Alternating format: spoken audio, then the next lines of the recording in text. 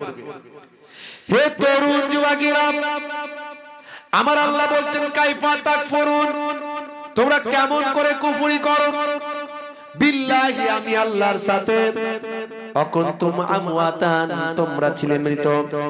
মাতৃগর্ভে যখন সন্তানের জন্ম হয়, হে যুবকেরা একটু ভাবুন, একটু ভাবুন, একটু চিন্তা করুন। ভাই আমার, দোস্ত আমার, একজন পুরুষের শরীর থেকে যে নাপাক তরলটা মাতৃগর্ভে যায়, এই মাতৃগর্ভে যে নাপাক তরলটা যায়, 40 কোটি শুক্রাণু থাকে। হে তরুণ যুবকেরা, 40 কোটি শুক্রাণুর ভিতরে সব শুক্রাণুগুলো ধ্বংস হয়ে যায়, মারা যায়। কেবলমাত্র একটা শুক্রাণু ডিম্বাণুর সঙ্গে মিলিত হয়। হে তরুণ যুবকেরা, এই একটা শুক্রাণু আর অন্য কেউ নয়, একটা শুক্রাণু ডিম্বাণুর সঙ্গে মিলিত হয়ে আমার আপনার জন্ম হয়েছে। আল্লাহ বলছেন বান্দা শোনো, মাতৃগর্ভের ভিতরে এক কাতরা নাপাক পানি, যে নাপাক পানিটা শরীর থেকে বের হয়ে গোসল করা ফরজ হয়ে যায়।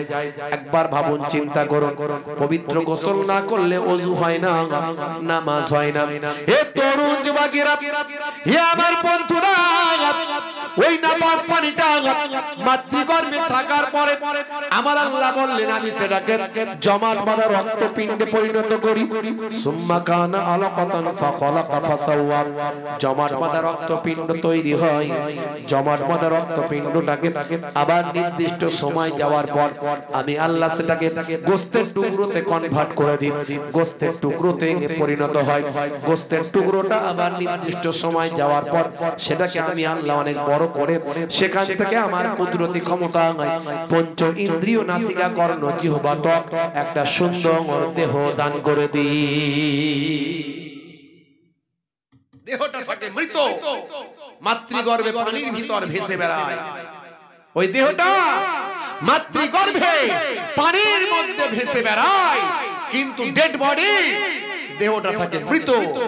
আমি আল্লাহ মাতৃগর্ভের ভিতরে একটা ফারিস্তা পাঠিয়ে দিয়ে তা ওই দেহের ভিতরে আমি আমার কুদরতি রূহটাকে ঢুকে দিই। জোরে বলুন সুবহানাল্লাহ।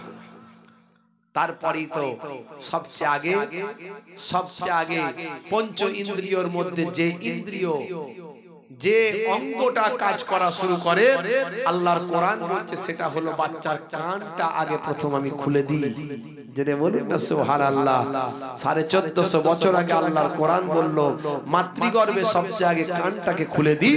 আর আজকের সায়েন্স বিজ্ঞান গবেষণায় বলছে পঞ্চ ইন্দ্রিয়র মধ্যে প্রথম ইন্দ্রিয় যেটা কাজ করা শুরু করে মাতৃগর্ভে সেটা হলো শ্রবণ ইন্দ্রিয়। জোরে বলুন সুবহানাল্লাহ। সব মিলে যায়। কি করে মিলতে পারে? হে তরুণ যুবকেরা, আল্লাহর কোরআন 1450 বছর আগে এসেছিল।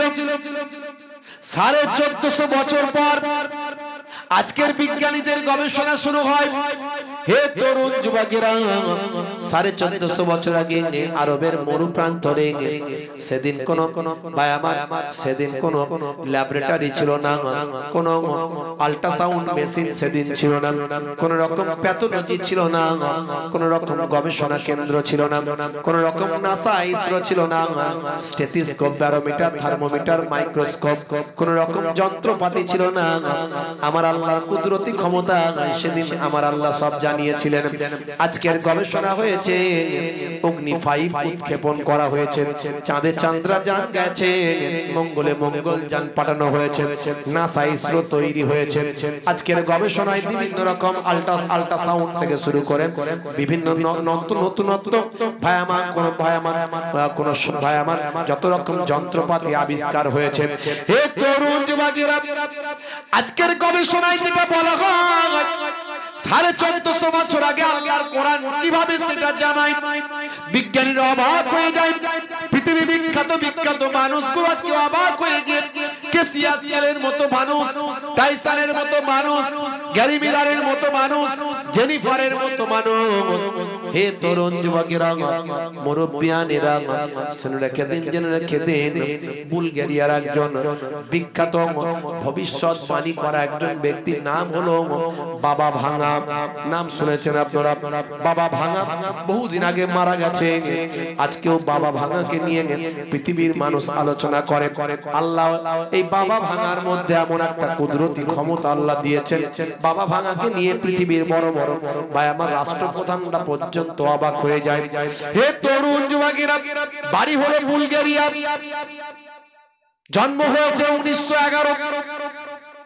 হে তরুণ যুবকেরা, বাবা ভাঙা হলো একমাত্র ব্যক্তি যিনি ভবিষ্যৎবাণী করেছেন। যদিও আমরা ভবিষ্যৎবাণী বিশ্বাস করি না, আমরা ভবিষ্যৎবাণী বিশ্বাস করি না, আমরা বলি ভবিষ্যতের খবর আল্লাহ ছাড়া কেউ জানে না।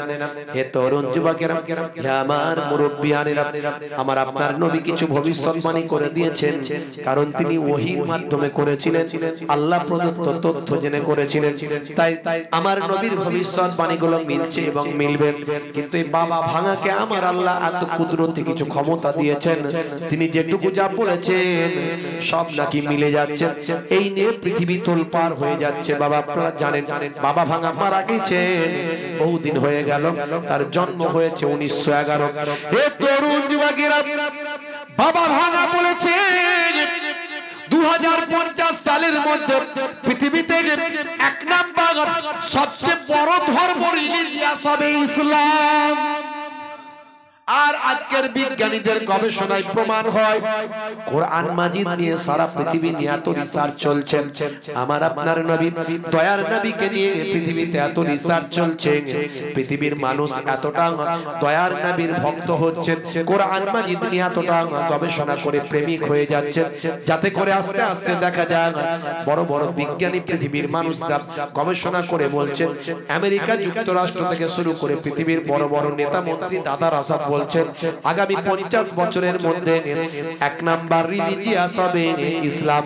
তার কারণ অন্য কিছু নয়, অন্য কিছু নয়, তার কারণ একটাই হলো, সেটা হলো আমার আপনার নবী আর আমার আপনার নবীর কাছে আছে আল কোরআন। মানুষ যত দিন যাবে, বিজ্ঞানের ডেভেলপমেন্ট যত বাড়বে, তত আল্লাহর কোরআন মানুষের কাছে ভাই আমার প্রাধান্য পাবে। কোরআনের কথাগুলো সব মিলে যাবে, মিলে যাচ্ছে এবং মিলে যাবে, কারণ কোরআন মাজিদ আল্লাহ প্রদত্ত কিতাব। আমরা যদি সেই কোরআনের নির্দেশ মেনে চলতাম, পৃথিবীর সবাই আমাদের স্যালুট করত, পৃথিবীর সবাই আমাদের স্যালুট করত যদি আমরা এই কোরআন মাজিদটা মেনে চলতাম, রাসূলের নির্দেশটা মেনে চলতাম। আমাদের সাহায্য করার জন্য আল্লাহর কুদরতি মাদাদ আসতো। জোরে বলুন সুবহানাল্লাহ। আসতো কি আসতো না? যদি আমরা ঠিক মতো মেনে চলতাম, আমার আল্লাহ পারে কি পারে না? সবকিছুই পারেন। পারে না? পারে না? পারেন না? পারেন না? এই দেখো এখানে একটা মাকড়সা চলে এসেছে, এইখানে তো নতুন করে তৈরি হলো, কোনটা থেকে আল্লাহ পাঠিয়ে দিয়েছে? কখন মাকড়সা নিজের জাল তৈরি করে সামনে পর্যন্ত চলে।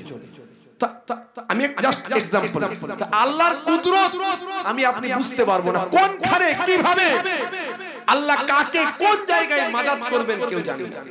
আজকে আমাদের অপমানিত হতে হতো না, লাঞ্ছিত হতে হতো না, বঞ্চিত হতে হতো না, যদি আমরা আল্লাহর কোরআন মেনে চলতাম, রাসূলের জীবন জিন্দেগিকে ফলো করতাম। বলতে দুঃখ লাগে, অবাক হয়ে যায়।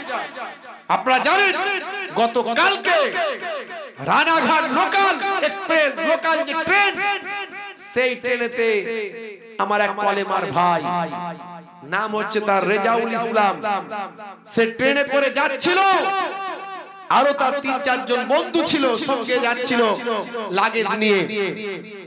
আপনারা দেখেছেন ইন্টারনেটে ভাইরাল, তাকে 10-12 জন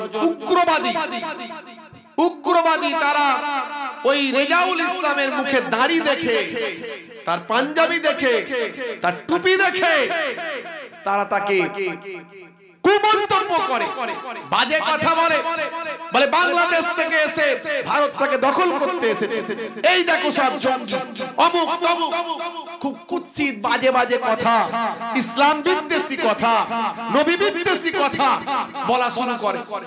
সেই সময় রেজাউল ইসলাম নিরুপায় হয়ে বলে, ভাই আপনিও ভারতীয়, আমিও ভারতীয়, এই ভারতবর্ষে আপনার যতটুকু অধিকার আছে আমার অধিকার এক চুল কম নাই। আমি তার বিবৃতিটা শুনলাম, তিনি যে বিবৃতিটা দিয়েছেন আমি সেটা শুনলাম।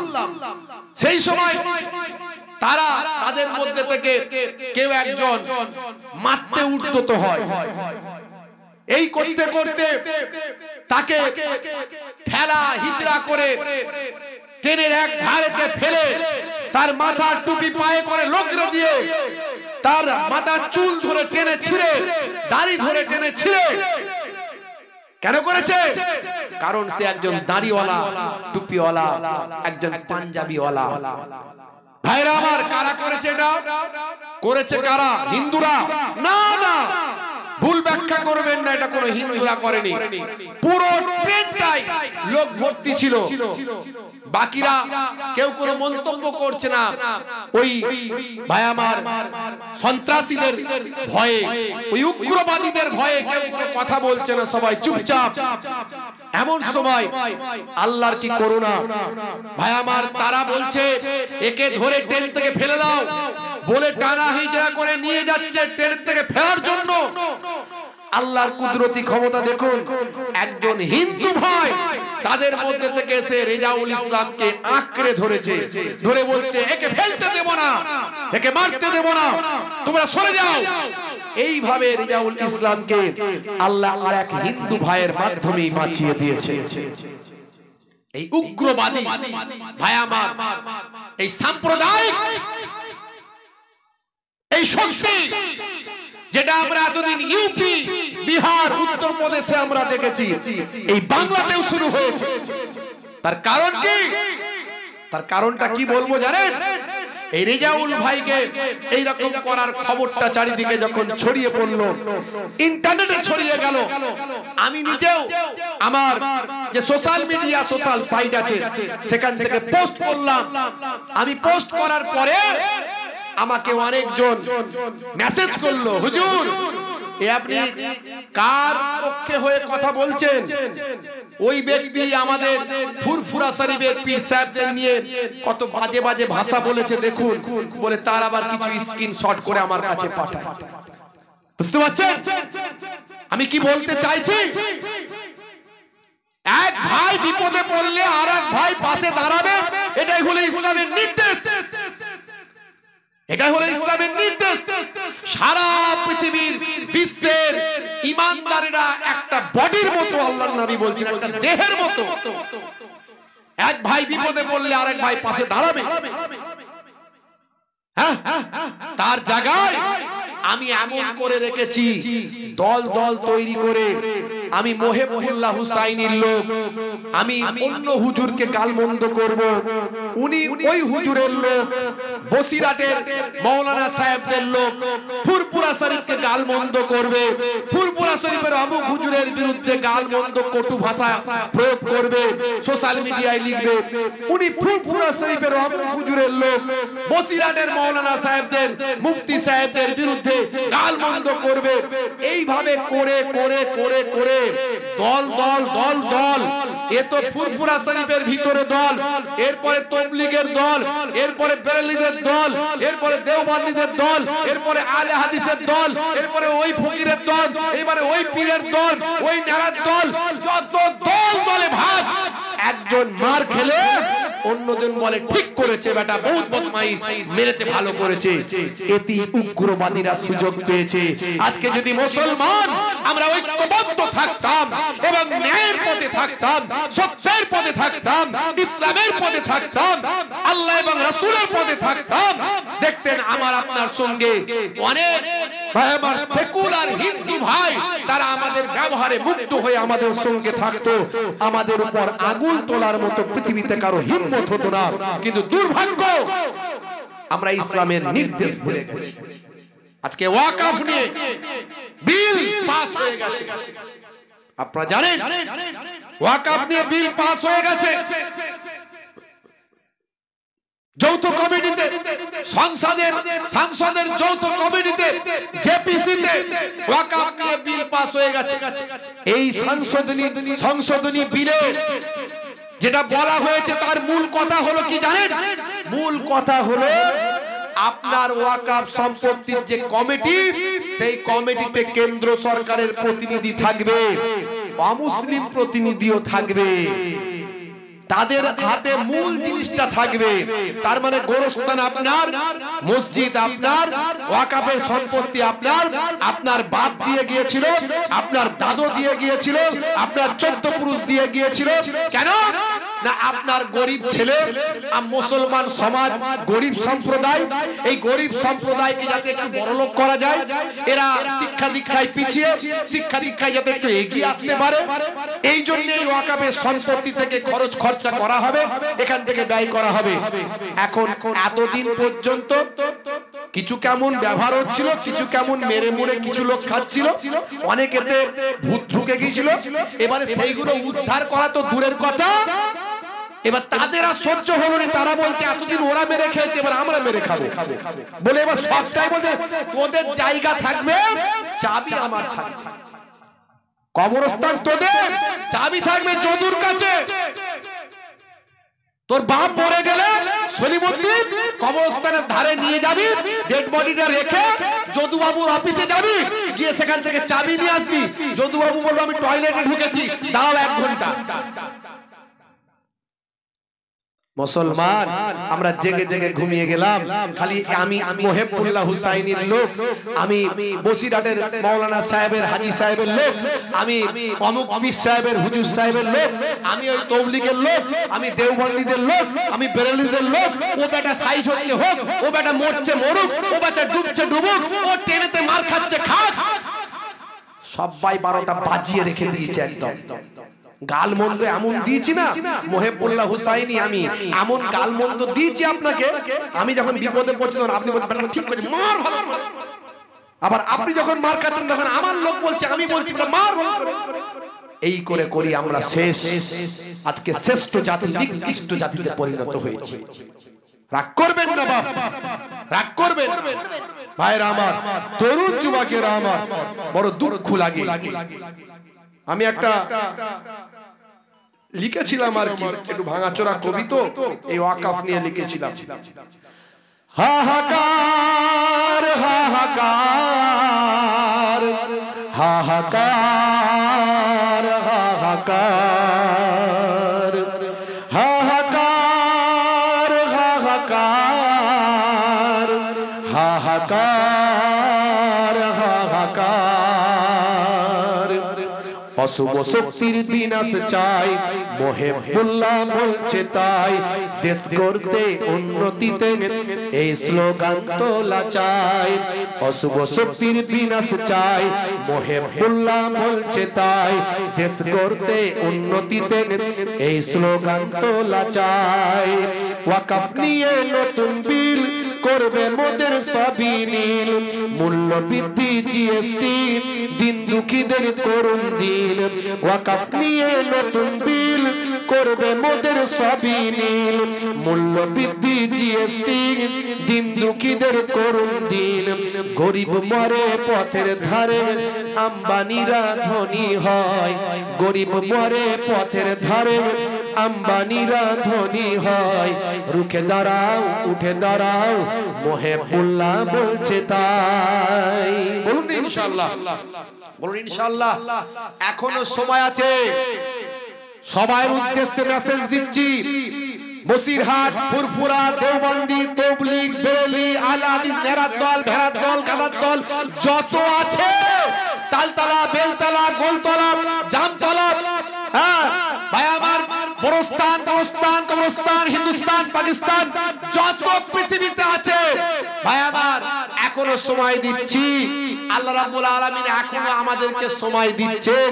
হে দুনিয়ার মুসলমান, সাবধান হয়ে যাও, না হলে কিন্তু বিপদ তোমার ঘরে। মাথায় রাখবেন, তাই বলেছি।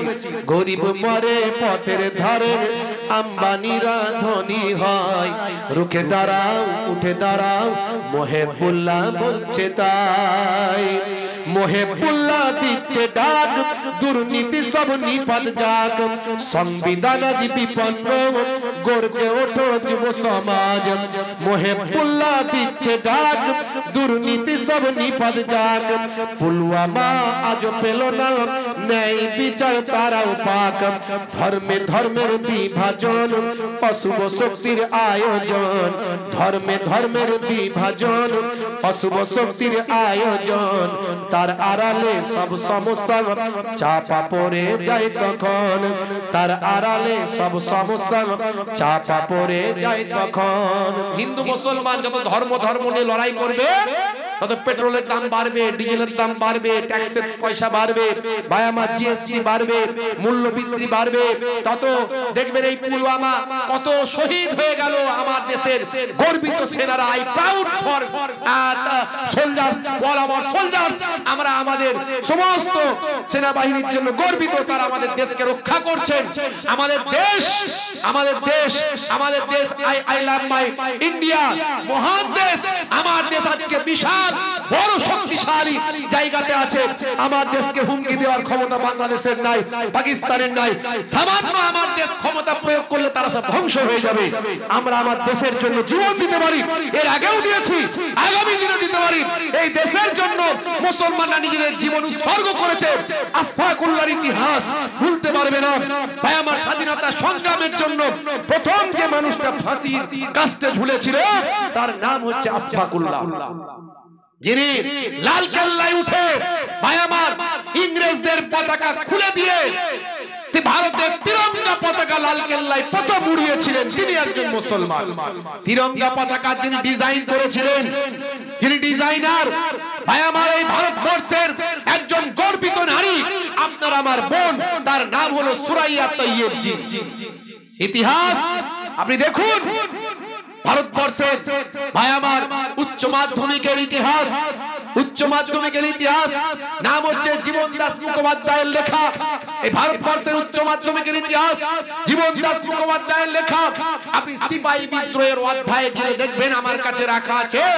শুধু সিপাহী বিদ্রোহের সময় ২৭,০০০ মুসলমান এই ভারতবর্ষের জন্য নিজেদের জীবনকে ইংরেজদের বিরুদ্ধে মোকাবেলা করতে গিয়ে নিজেদের জীবনকে উৎসর্গ করেছে। আর আজ একদল উগ্রপন্থী বের হয়েছে, তারা মুসলমানদের দেশপ্রেম নিয়ে পরীক্ষা করে। এই ভারতবর্ষের জমিনে ৪০ কোটি মুসলমান আছে, ভুলে গেলে চলবে না। এই ৪০ কোটি মুসলমান, তাদেরকে দাবিয়ে রাখা, তাদেরকে পিছে ফেলা, তাদেরকে দেশ থেকে তাড়িয়ে দেওয়ার ক্ষমতা পৃথিবীর কোন শক্তির নাই ইনশাআল্লাহ। আমরা আগেও জীবন দিয়েছি, আবার দিতে পারি না যেমন পারি না ভাইরা আমার, আমাদের অন্যায়ের বিরুদ্ধে প্রতিবাদ করতে হবে, গর্জে উঠতে হবে, না হলে বিপদ আছে। ধর্মে ধর্মের বিভাজন অশুভ শক্তির আয়োজন। তার আড়ালে সব সমস্যা চাপা পড়ে যায় তখন। তার আড়ালে সব সমস্যা চাপা পড়ে যায় তখন। সব সমস্যা খুঁজবে ভাই, এই স্লোগান তোলা চাই। মহেবুল্লাহ বলছে তাই, অশুভ শক্তির বিনাশ চাই। সব সমস্যা খুঁজবে ভাই, এই স্লোগান তোলা চাই। মহেবুল্লাহ বলছে তাই, অশুভ শক্তির বিনাশ চাই। গরিব মরে পথের ধারে, আম্বানিরা ধনী হয়। গরিব মরে পথের ধারে, আম্বানিরা ধনী হয়। ঘুরে দাঁড়াও উঠে দাঁড়াও, ঘুরে দাঁড়াও উঠে দাঁড়াও, মহেবুল্লাহ বলছে তাই। জোরে হবে না, জোরে হবে না, জোরে হবে না, নারে তাকবীর। মাশাআল্লাহ ভাইরা আমার, তরুণ যুবকেরা আমার, আমরা যদি আল্লাহর হয়ে যাই, আল্লাহর গায়েবী মাদাত আমাদের উপর আসবে। বলুন ইনশাআল্লাহ। আসবে আসবে গায়েবী মাদাত। আমার নবীকে আল্লাহ করেছেন, ওলি আউলিয়াদের আল্লাহ করেছেন, সাহাবায়ে কেরামদের করেছেন। আর আমাদের করবেন না আল্লাহ? নিশ্চয় করবেন, কিন্তু আমরা সেই মাদাত পাওয়ার উপযুক্ত হতে পারছি না। সেই মাদাত পাওয়ার উপযুক্ত হতে পারছি না। বিশ্বাস করুন, বিশ্বাস করুন, খিদিরপুরের মানুষ আমি আমার জীবনে অনুভব করেছি আলহামদুলিল্লাহ। মানে যদি ওটা বলা উচিত নয় তবে বলে ফেলেছি, অনুভব করেছি আল্লাহর মাদাত আছে আছে। আমি কেমন করে বোঝাতে পারি আপনাদেরকে? ভয় পাওয়ার কিচ্ছু নাই, ভয় পাওয়ার কিচ্ছু নাই। আমরা দুর্বল নয়, আমরা সবল। আমরা গণতান্ত্রিক পদ্ধতিতে, সাংবিধানিক পদ্ধতিতে আমরা আল্লাহর পথে, রাসূলের পথে যদি চলি, আমার আল্লাহর গায়েবী মাদাত পাবই পাবো ইনশাআল্লাহ। আল্লাহ ফেরেশতা দিয়ে সাহায্য করবে। ভাইরা আমার, তরুণ যুবকেরা, হে তরুণ যুবকেরা, হে আমার বন্ধুরা, শুনে রেখে দিন বাবা, জেনে রেখে দেন হে মুসলমান, আপনাকে আমাকে আল্লাহ এবং রাসূলের পথে চলতে হবে, দয়ার নবীর সুন্নতের পথে চলতে হবে।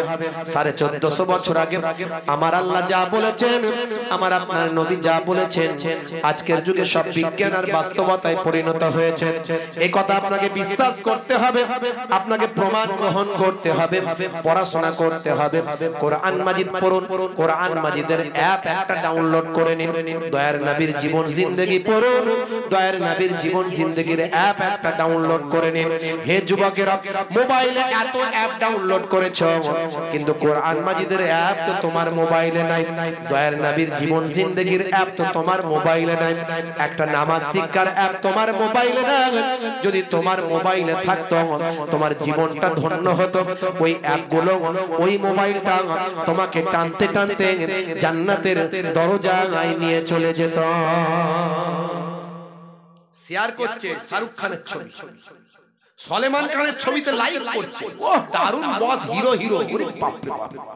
এই সব যে কমেন্ট করছো, একটা গান নাচ দেখে, অশ্লীল ভিডিও দেখে তুমি সেখানে কমেন্ট করছো, লাইক দিচ্ছ, ওটা তোমার রয়ে গেল, ওটা তোমার রয়ে গেল। তুমি যে শেয়ারটা দিলে, এই যে অশ্লীল একটা ভিডিওতে শেয়ারটা মারলে, তুমি মরে যাবে, ওই শেয়ারটা চলতে থাকবে। যত মানুষ দেখবে তোমার শেয়ার করা ওই অশ্লীল ভিডিও, অশ্লীল ফটো, যত মানুষ দেখবে, তোমার কবরে কি যাবে? গোনা জারি হয়ে যাবে, গোনা যেতেই থাকবে। আবার তুমি একটা ভালো মানুষের হেদায়েতের একটা কথা, একটা ওয়াজ তুমি শেয়ার করেছো, একটা ভালো জিনিস শেয়ার করেছো, যত মানুষ দেখবে, যত মানুষ দেখে হেদায়েত হবে, তুমি যে প্রথম ওটাকে শেয়ার করেছো, তার জন্য তোমার কবরে সওয়াব পেতে থাকবে। হে যুবক, মোবাইলকে খারাপ ভাবে ব্যবহার করো না। তুমি মরে গেলে ওই মোবাইলটা তোমার ভাইয়ের হাতে যাবে, তোমার ছেলের হাতে যাবে, তোমার বাপের হাতে যাবে। তোমার ওই মোবাইলটা খুললে তারা বুঝতে পারবে মোবাইলে তুমি কি করতে। একবারও ভাবো, মোবাইলে সারাক্ষণ free fire, PUBG, online game, অশ্লীল ভিডিও, অশ্লীল ছবি। হে যুবক, হে তরুণ যুবকেরা, আল্লাহর নবী বলেন, কুল্লু মুসকিরিন হারাম, প্রত্যেক নেশা হলো হারাম। হে তরুণ যুবকেরা, হে আমার মুরব্বিয়ানেরা, আমার আল্লাহর কোরআন বলছে, হে দুনিয়ার মানুষ শুনে রেখে দাও, ইন্নাল মুবাজ্জিরিনা কানু ইখওয়ানাশ শায়াতিন, অপচয় খরচাকারী, নষ্টকারী হলো শয়তানের ভাই। হে তরুণ যুবকেরা, 1450 বছর আগে আল্লাহর কোরআন, 1450 বছর আগে দয়ার নবীর হাদিস আজকের যুগে বিজ্ঞানের সঙ্গে মিলে যায়। আজকের যুগে সায়েন্স, বাস্তববাদী, স্বাস্থ্য বিশেষজ্ঞরা বলেন নেশা করা ঠিক নয়, কোনো কিছুর নেশা করা উচিত নয়। নেশা মানুষকে ধ্বংসের দিকে, খারাপের দিকে ধাবিত করে। যদি কারো নেশা কোনো কিছু থাকে, খারাপ নেশা যদি হয়ে যায়, শুনে রেখে দাও, সেটা তার অধঃপতন এবং ধ্বংসের মূল হয়ে যাবে। হে তরুণ যুবকেরা, কি হলো মাইকের আওয়াজ হচ্ছে? হে আমার বন্ধুরা, শুনে রেখে দিন বাবা, জেনে রেখে দেন। এরই জন্য বলি, হে যুবক, তুমি সিগারেট বিড়ি খেও না। এই যে ধোঁয়া অনেকে খায়, ধোঁয়া নাক দিয়ে খাচ্ছে, মুখ দিয়ে ছাড়ছে। না না, ভুল বললাম, মুখ দিয়ে খাচ্ছে, নাক দিয়ে ছাড়ছে। আসলে রাত বাড়ছে তো, বুঝতে পারছো? নাক দিয়ে খাচ্ছে, মুখ দিয়ে খাচ্ছে, নাক দিয়ে ছাড়ছে, ভিতরে ভালো করে ধোঁয়াটাকে ঘুরিয়ে নিচ্ছে একবার। ভাই লাভটা কি হচ্ছে? ভালো জায়গাটাকে ভিতরটা দেখবেন, ডাক্তারদের জিজ্ঞাসা করবেন, ইন্টারনেটে আছে দেখবেন, ভিতরটা হলো লাল সুন্দর, আল্লাহ কুদরতি কি মেশিন দিয়েছে ভিতরে, কি মেশিন, সেই মেশিনটাকে ধোঁয়া দিয়ে কালো করে বন্ধ করে স্পট ফেলে 12টাকে 13টা বাজিয়ে দিচ্ছে। সুস্থ শরীরকে খারাপ করছে। লেখা আছে, পরিষ্কার লেখা আছে, smoking is injurious to health. তারপরেও জেনে শুনে কি যে ওতে আরাম আছে, হাই রে হাই, রাগ করবেন না। এই কথাগুলো কেন বলি জানেন? আমি এই কথাগুলো না বলে তো একটা খাজা গারিব নামাজের ঘটনা বলতে পারি এতক্ষণ। খাজা গারিব নামাজকে ওই দুশমনেরা উপর থেকে পাথর ফেললো, হুজুর সেখানে আগুনের ইশারা করলো, ওই পাথরটা ওখানে রয়ে গেল। আপনি বলেন মাশাআল্লাহ, নারে তাকবীর, খুব সুন্দর ঘটনা। এগুলো আল্লাহর ওলিদের কারামাত, ভালো জিনিস, কিন্তু এগুলো বলতে পারি। কিন্তু আমি যদি বলে দিয়ে চলে যাই, আপনি কি কালকে খাজা গারিব নামাজের মতো তো হতে পারবেন কি? পারবেন না, পারবেন না। কিন্তু এই যেগুলো বলছি এগুলো যদি করেন, কালকে আপনি খাজা গারিব নামাজ হতে না পারলেও তার একজন উপযুক্ত যোগ্য অনুসারী ভক্ত হতে পারবেন ইনশাআল্লাহ। আমি যেগুলো বলছি দাদা হুজুর কেবলা ভাই আমার বলে দিলেন, সঙ্গে সঙ্গে মানুষটা সেখান থেকে উড়ে গিয়ে বেঁচে গেল। আপনি বলুন সুবহানাল্লাহ, আমার দাদা হুজুরের কারামত, আল্লাহ মাশাআল্লাহ, খুব ভালো লাগবে শুনতে অবশ্যই। কিন্তু আমি যেগুলো বলছি, দাদা হুজুর হতে আর কেউ পারবো না, পারবেন না। কিন্তু দাদা হুজুরের সত্যিকারের ভক্ত ভালোবাসার অনুসারী হতে পারবো যেগুলো বলছি যদি মেনে চলে। সিগারেট খাওয়া ছাড়ুন, তিরঙ্গা গুটকা খাওয়া ছাড়ুন, নেশামুক্ত জীবন যাপন করুন, জর্দা খাওয়া ছাড়ুন। এই যে জর্দায় বিভিন্ন রকম কেমিক্যাল দেওয়া হয়, জর্দাটা খেলে চলে না। আগেকারের যুগে জর্দা, দোক্তা এগুলো গাছের পাতা ছিল, মুরব্বীরা খেত, অনেক আল্লাহওয়ালা মানুষরাও খেতেন। কিন্তু এখনকারের জর্দা সে জর্দার নাই, এখন ডাস্ট দিচ্ছে, কেমিক্যাল দিচ্ছে। খাওয়া বন্ধ করুন।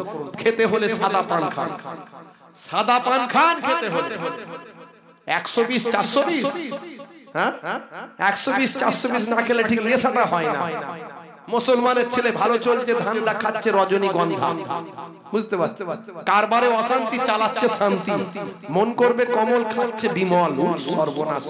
হ্যাঁ, পকেটে 10টা করে মাল ভরে রেখেছে, যেখানটা বসবে সেখানটা চষে দিয়ে বেরিয়ে যাবে, পুচ পুচ পুচ পুচ। 12 বছর আর ঘাস জন্মাবে না। এত মারাত্মক গন্ধ, 10 হাত দূর থেকে টিকতে পারি না। যারা খায় না তারা বোঝে কি অবস্থা, যারা খায় তারা ধরতে পারবে না, আর যারা খায় না তারা বুঝতে পারছে। ওরে বাপ রে বাপ, কি পান খাচ্ছ রে ভাই? হুজুর 420, ওই সর্বনাশ করেছে। 400 ভোল্ট, হ্যাঁ ওইখানে খাচ্ছে, এখানে গন্ধ আসছে।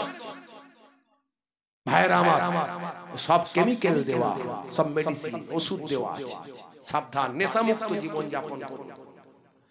হে তরুণ যুবকেরা, হে আমার বড় বন্ধুরা, শুনে রেখে দিন বাবা, জেনে রেখে দেন। হে মুসলমান, আল্লাহর নবীর নির্দেশগুলোকে মান্যতা দিন, দয়ার নবীর সুন্নতের উপর চলুন। আল্লাহর নবী বলেছেন, হে দুনিয়ার মানুষ শোনো, হে দুনিয়ার মানুষ লক্ষ্য করো। আল্লাহর নবী বললেন, হাক্কুল মুসলিমি আলাল মুসলিমে খামস, মুসলমানের উপর মুসলমানের 5টা হক। রাদ্দুস সালাম, সালামের জবাব দেবে।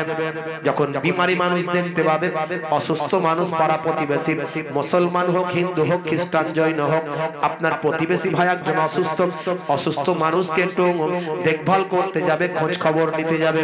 অসুস্থ মানুষকে দেখভাল দেখাশোনা করতে যাওয়াতে তোমার যাতায়াতের পথে আল্লাহর মালাইকা ফারিস্তারা তোমার গুনাহ মাফির জন্য আমিন আমিন করে দোয়া চায়। হে তরুণ যুবকেরা, হে আমার বন্ধুরা, কোন জানাজার, কোন যদি জানাজা হয়, জানাজায় গিয়ে অংশ নেবে, জানাজায় শরীক হবে, এটা মুসলমান মুসলমানের উপর হক। হে তরুণ যুবকেরা, হে আমার মুরব্বিয়ানেরা, ভাইরা আমার, তরুণ যুবকেরা আমার, বন্ধুরা আমার, তোমরা শুনে রেখে দেন। তবে জানা যায় যদি আপনি শরীক হতে না পারেন গুনাহ হবে না। এখানে কিছু মানুষ শরীক হলি সারা গ্রামের হক আদায় হয়ে যায়, কিন্তু কেউ যদি শরীক না হয় সারা গ্রাম গুনাহগার হয়ে যায়। বন্ধুরা আমার, তরুণ যুবকেরা আমার, তবে জানা যায় যদি আপনি শরীক হতে পারেন, মনে রাখবেন উহুদ পাহাড় পরিমাণ সব আমার আল্লাহ আপনার নামাজ আমলে দান করে দেন। এটা হলো মুসলমানের উপর হক। দাওয়াত গ্রহণ করা। আপনাকে যদি কোনো ভাই দাওয়াত দেয়, আমন্ত্রণ জানায়, আপনি চেষ্টা করবেন তার আমন্ত্রণ রক্ষা করার। এতে সম্পর্ক বাড়বে, ভ্রাতৃত্ব বাড়বে, নিজেদের মধ্যে বন্ধুত্ব, পরস্পর সম্পর্ক, মহাব্বত, ভালোবাসা, আত্মিক সম্পর্ক তৈরি হবে। এই দাওয়াত গ্রহণ করা, এটাও হলো মুসলমানের হক। হে তরুণ যুবকেরা, আল্লাহর নবী বলেন ও তাসমিয়াতিল হাদিস, যখন হজ্জ করবেন হাজের জবাবটা দেবেন। হজ্জ করলে আমরা কি বলি? আলহামদুলিল্লাহ বলি কি বলি না? হ্যাঁ, আর যিনি শুনবে তিনি কি বলবেন?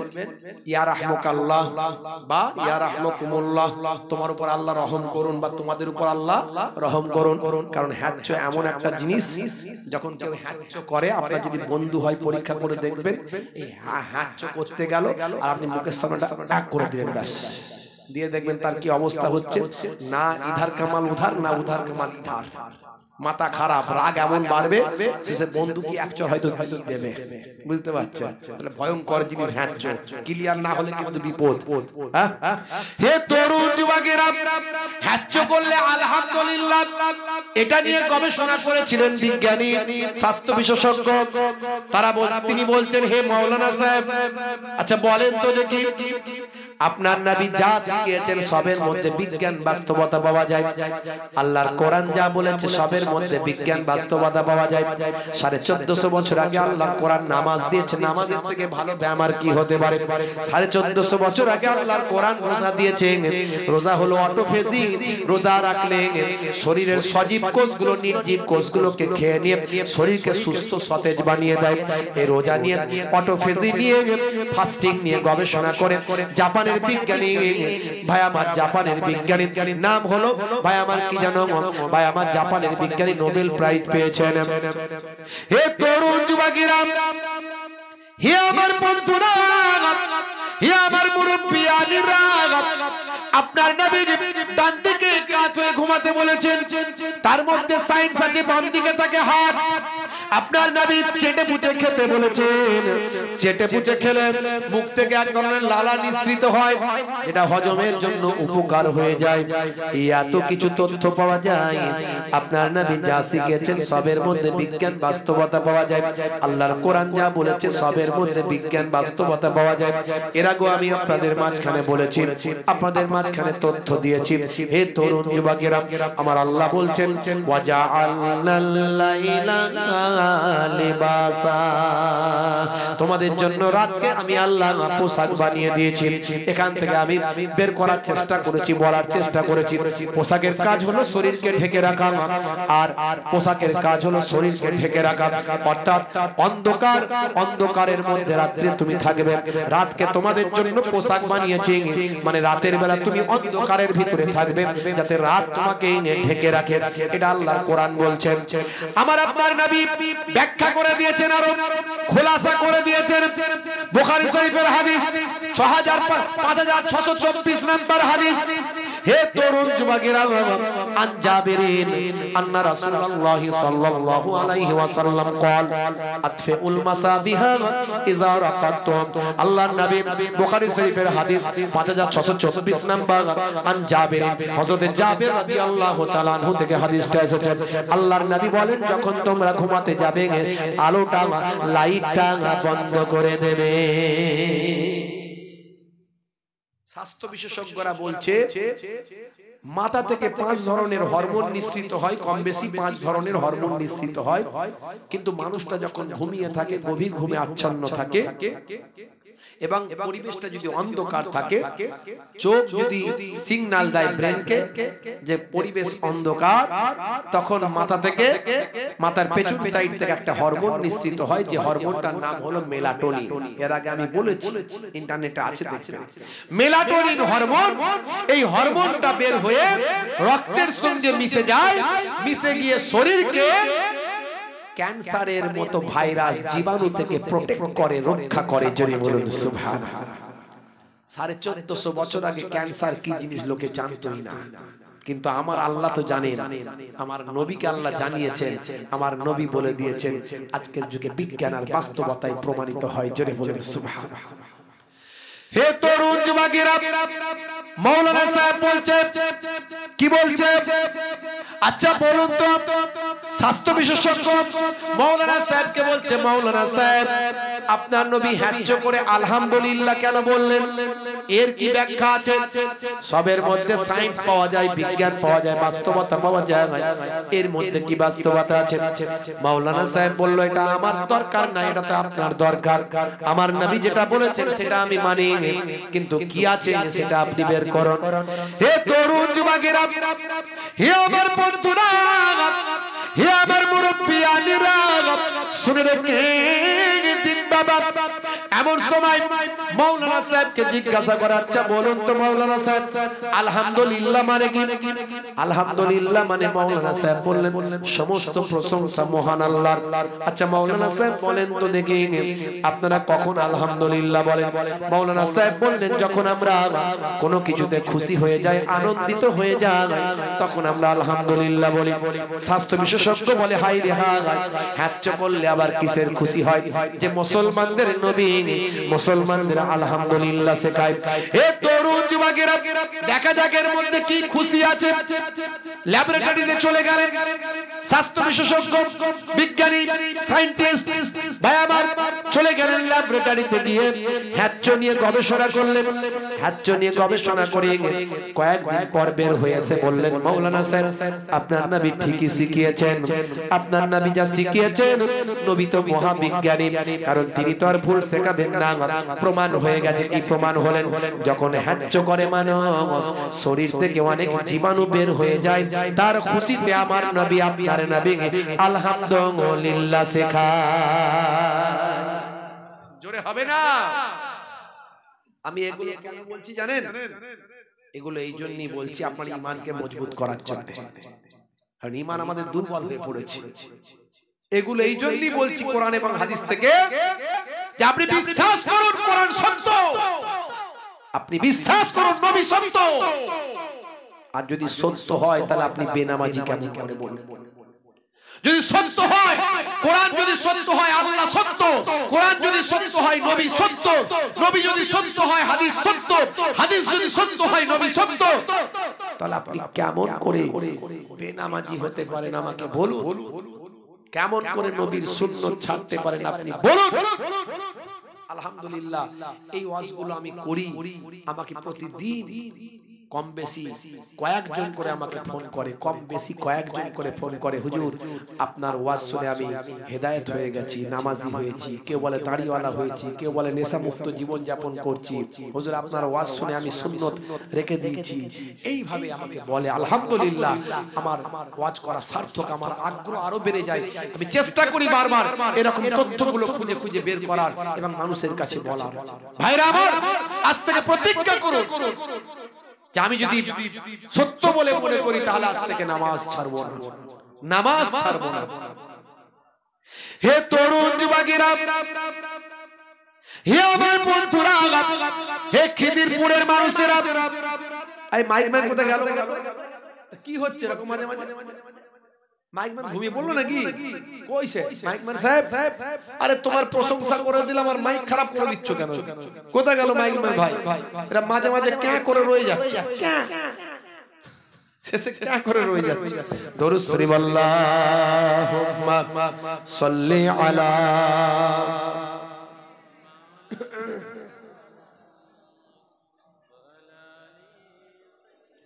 আসছে মাইক ম্যান, আসছে। সে ঘুমিয়ে গেল নাকি?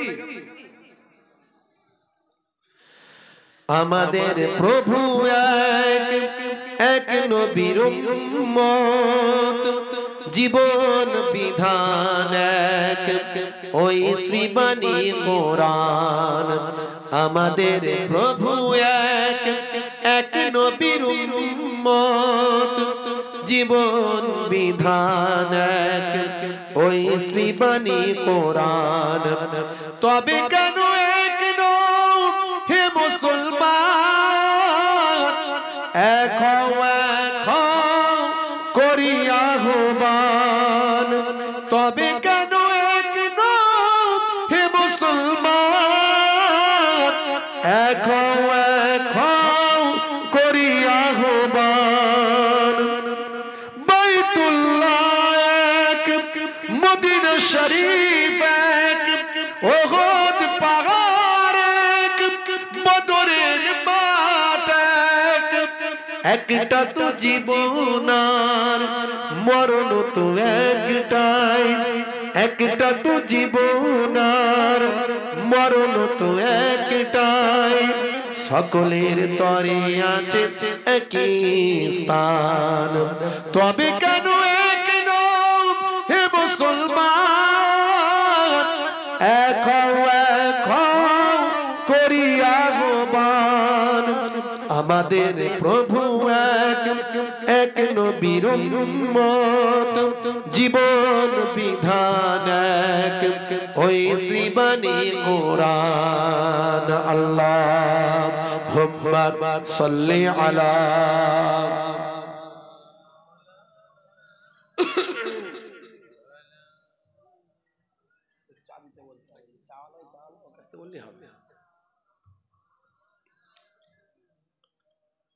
হে তরুণ যুবকেরা খুবই সংক্ষেপ করে বলবো মুসলমান এখনো সময় আছে হেদায়েত হয়ে যান যদি বিপদ থেকে বাঁচতে চান যদি আল্লাহর গায়েবী মাদাত পেতে চান আল্লাহর সাহায্য যদি পেতে চান এখন থেকে পরিবর্তন হন আপনাকে তওবা করতে হবে আপনার তওবা আল্লাহ কবুল করে নেবেন আমার আল্লাহ কোরআন মাজিদের ভিতরে বলেন ইয়া আইয়ুহাল্লাযীনা আমানু তুবু ইলাল্লাহি তাওবাতান নাসুহা অন্তর থেকে তওবা করলে আমি আল্লাহ জীবনের গুনাহ maaf করে দিই অন্তর থেকে তওবা করলে maaf করেন কে তোমরা তাওবাতান নাসুহা করো অন্তর থেকে তওবা করো হে তরুণ যুবকেরা হে আমার বন্ধুরা শুনে রেখে দিন বাবা জেনে রেখে দেন আমি আপনি যে কৃত কর্মগুলো করি আমার আল্লাহ কিন্তু জানেন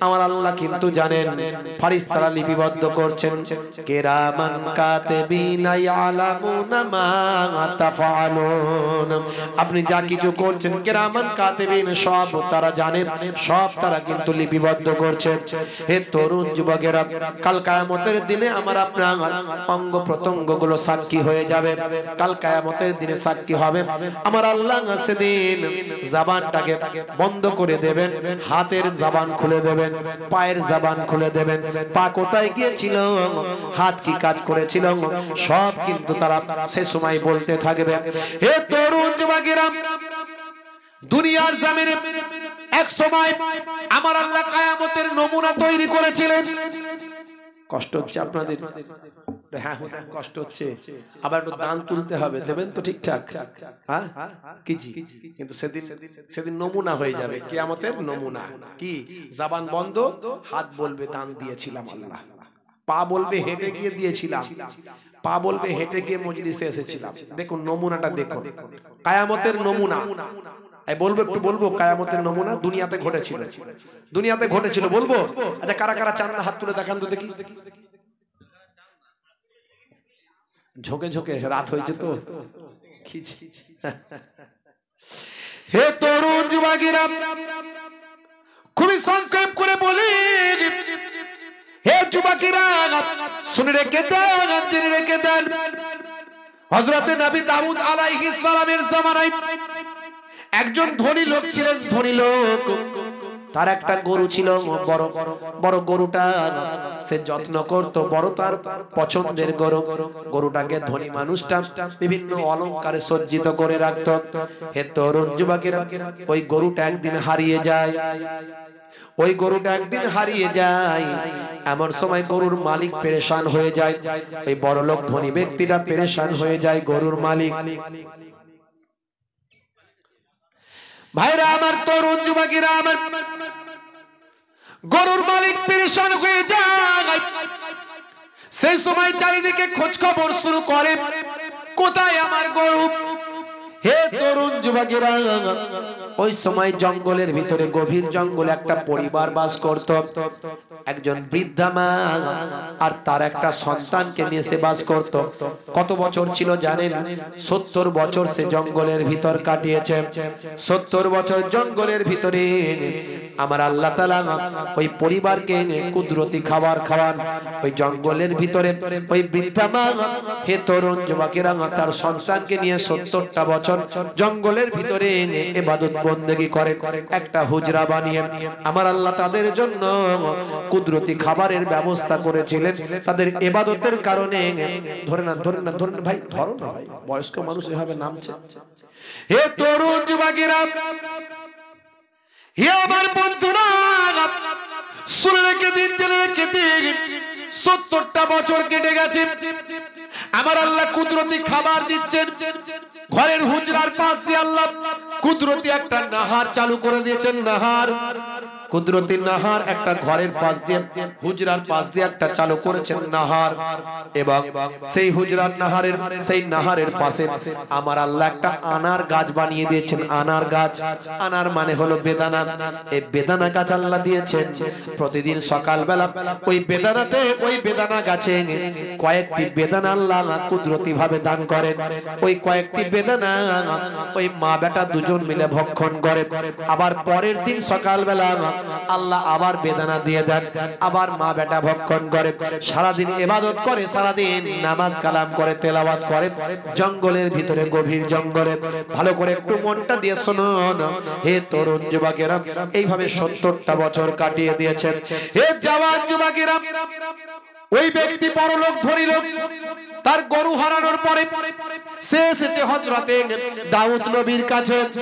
দাউদ নবী তিনি নবী এবং বাদশা। দাউদ নবীর কাছে এসে বলে, হুজুর বিচারটা করতে হবে। আল্লাহর মাহবুব বান্দা বললেন, বাবা বিচারটা তোমার করব, তোমার গরুর ফয়সালা হবে, তবে কয়েকদিন পরে ওই যে ঈদের দিন আসছে, ঈদের দিন, ঈদের ময়দানে তোমার বিচারটা হবে। ঈদের ময়দানে ফয়সালা হবে।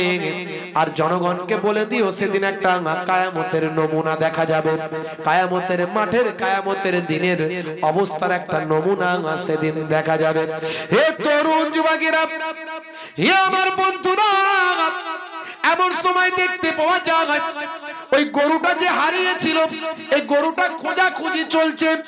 চারিদিকে লোকজন পাঠিয়েছে, কোথাও গরু খুঁজে পাওয়া যাচ্ছে না।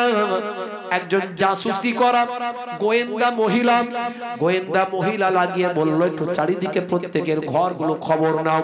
সে ঘরগুলো খবর নিয়ে দেখো, যদি তুমি গরুর তথ্য দিতে পারো তোমাকে মোটা পুরস্কার দেওয়া হবে। ওদিকে গরুটা, ভাই আমার, আল্লাহর কুদরতি ক্ষমতায় জঙ্গলের ভিতরে গিয়ে হাজির হচ্ছে। ওদিকে বাবা একটা ঘটনা ঘটেছে মাঝখানে। সে ঘটনাটা কি? সে ঘটনা হলো ওই বৃদ্ধা মহিলার সন্তান, ওই যে মানুষটি, লোকটি, সেই লোকটি প্রতিদিন আনার খেতে খেতে আর পানি খেতে খেতে সে বোর ফিল করছে। মাকে বলছে, মা, আর প্রতিদিন একই খাবার আমি খেতে চাই না। কি করবে? বলছে, মাগো, এই আনার দুটো চারটে তুলে নিয়ে চলে যাব, নিয়ে বাজারে যাব, বাজারে গিয়ে বিক্রি করে যে পয়সা পাবো সে পয়সা দিয়ে কিছু অন্য খাবার নিয়ে আসবো, নিয়ে এসে ওই খাবার খেয়ে একটু মুখের স্বাদটা পরিবর্তন করব। মা বলছে, বাবা এটা করতে যেও না, আল্লাহর কুদরতি, আল্লাহ আমাদের দান করছে, এই অবাধ্য হতে যেও না, আল্লাহ নারাজ হবে। সে কি হলো?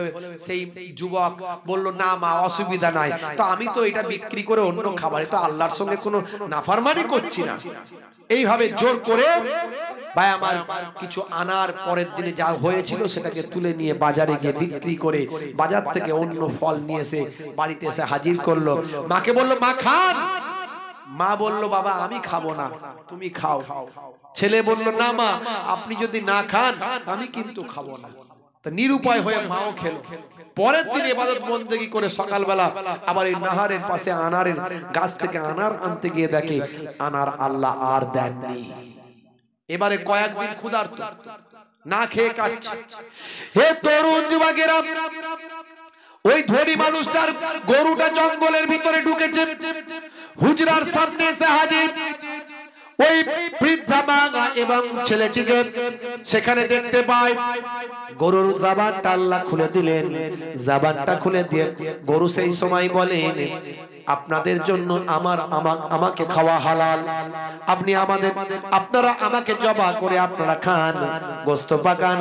আমার আল্লাহ আপনাদের খাবার জন্য আমাকে পাঠিয়ে দিয়েছেন। হে তরুণ যুবকেরা, এমন সময় দেখতে পাওয়া যায়, সেই সময় ওই যুবক বলল, মা তাহলে গরুটা জবাই করি। মা বলে, না না না, হতে পারে না, না না, হতে পারে না।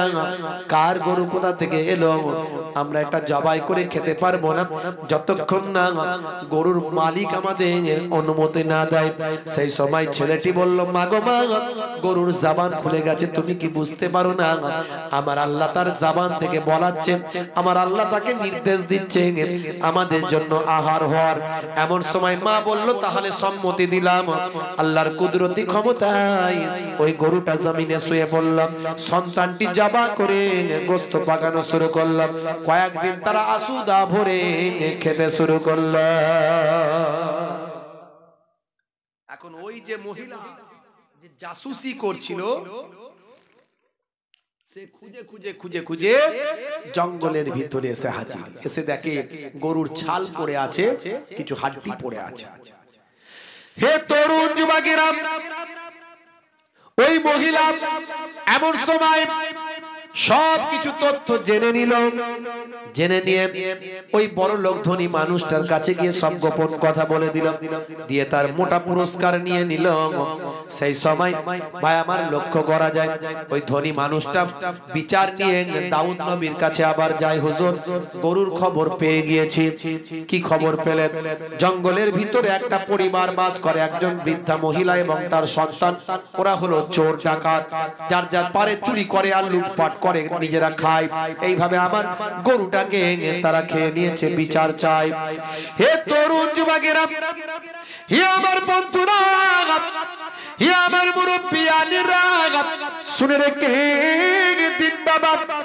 এমন সময় দেখতে পাওয়া যায় হযরতে দাউদ আলাইহিস সালাম বললেন, বিচার তো করব বলেছি ভাই আমার, ওই ঈদের দিনে ঈদের ময়দানে তোমাদের বলেছি বিচার হবে, যা ফয়সালা হবে আর সেখানে হবে।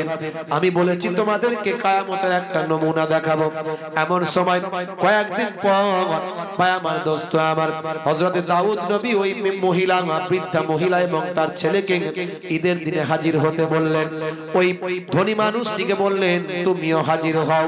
এ তরুণ যুবকেরা, ঈদের দিনে হাজার হাজার মানুষের সামনে হযরতে দাউদ নবী ফয়সালা করছেন। শুনে রেখে দাও, জেনে রেখে দাও, হে ধনী মানুষ, তোমার ব্যাপারে আমার আল্লাহ সব আমাকে তথ্য দিয়েছেন। তুমি যখন বিচার চেয়েছিলে, তুমি বিচার চেয়ে আসার পরই আমার আল্লাহ আমার কাছে ফেরেশতা জিবরাইল আলাইহিস সালামকে পাঠিয়েছিলেন। ফেরেশতা জিবরাইল আলাইহিস সালাম আমার কাছে এসে হাজির দিয়ে সব তথ্য জানিয়ে দিয়েছে। কি বলেছে হুজুর?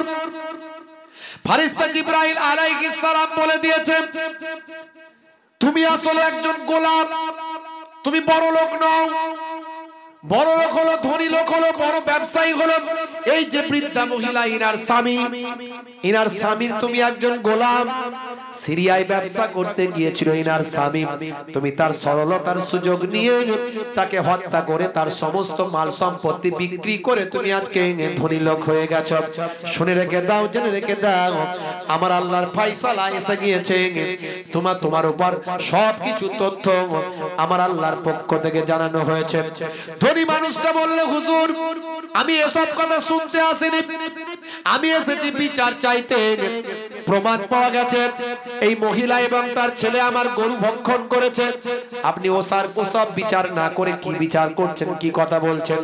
সে সময় হযরতের নবী দাউদ আলাইহিস সালাম বলেছিলেন, এই জবান তুমি বন্ধ হয়ে যাও, এই তোমার জবান আল্লাহ বন্ধ করে দিক, তোমার হাতের জবান খুলে দিক, তোমার পায়ের জবান খুলে দিক।